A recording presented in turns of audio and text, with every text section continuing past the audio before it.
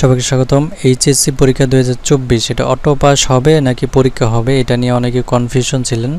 তো আজকে মাধ্যমিক উচ্চ মাধ্যমিক বোর্ডের একটা নোটিশ দেখাচ্ছি, যেটার মধ্যে তারা কনফার্ম করছে যে তাদের ওই 2024 আর কি অবশ্যই পরীক্ষা হবে, অটো পাস হবে না। এর জন্য তারা নতুন একটা রুটিনও অলরেডি দিয়ে দিয়েছে। তো আমরা এডুকেশন বোর্ডের লিঙ্কটা আমাদের ডেসক্রিপশন বক্সে দেওয়া থাকবে, আপনারা ক্লিক করে এখানে চলে আসবেন, এরপর নোটিশ বক্সে আসবেন অথবা সরাসরি যে এইচএসসি কর্নার এখানে ক্লিক করবেন। এখানে ক্লিক করার পর আপনারা দেখতে পাবেন যে এই যে দেখেন তাদের এইচএসসি সর্বশেষ যেটা এই যে 15 তারিখ, অর্থাৎ গতকাল, আজকে 16 তারিখ হয়ে গেছে, গতকাল এখানে একটা নোটিশ দিয়েছে। দেখেন এইচএসসি পরীক্ষা 2024 স্থগিত পরীক্ষার সময়ের সময়সূচি, অর্থাৎ যে পরীক্ষাগুলো হয়নি স্থগিত করা ছিল এগুলো নতুন করে আপনার সময়সূচি দিয়েছে। তো আমরা এখানে ডাউনলোডে ক্লিক করলে ডাউনলোডে ক্লিক করলে আপনার রুটিনটা ডাউনলোড হয়ে যাবে। তো আমি এটা ডাউনলোড করে দেখাচ্ছি কয় তারিখ থেকে শুরু হচ্ছে। তো এখানে আমরা দেখতে পাচ্ছি আমাদের প্রথম যে পরীক্ষাটা হবে আগামী 11 তারিখ, 11/9 অর্থাৎ